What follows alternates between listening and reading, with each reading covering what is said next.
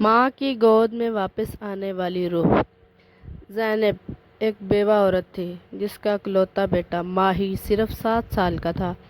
ماہی کو گاؤں کے سب لوگ پسند کرتے تھے کیونکہ وہ نہایت معصوم اور ہنس مکھ بچہ تھا۔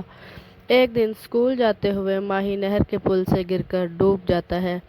لاش 3 دن بعد ملتی ہے۔ ماں نے چیخ چیخ کر کہا، اللہ اکبر، میرے بیٹے کی ایک جھلک دکھا دے، میں مرنے سے پہلے صرف اس کی آخری آہٹ سننا چاہتی ہوں۔ 40ویں رات زینب کی جھونپڑی میں اچانک ٹھنڈی ہوا چلنے لگی۔ مٹی کا دیا بجھ گیا، دروازہ خود بخود کھلا، ایک مدھم سی آواز آئی، امی میں واپس آ گیا ہوں۔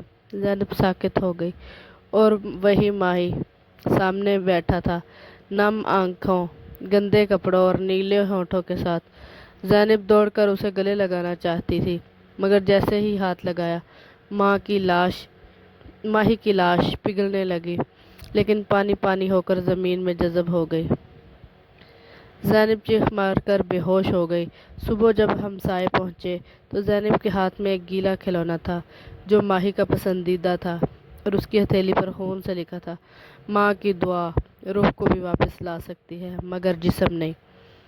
ویڈیو کے لیے آخری جملہ، کبھی کبھی جنہیں ہم دفنا چکے ہوتے ہیں وہ ہماری دعاؤں سے دوبارہ آ جاتے ہیں مگر صرف آخری وداعی کے لیے۔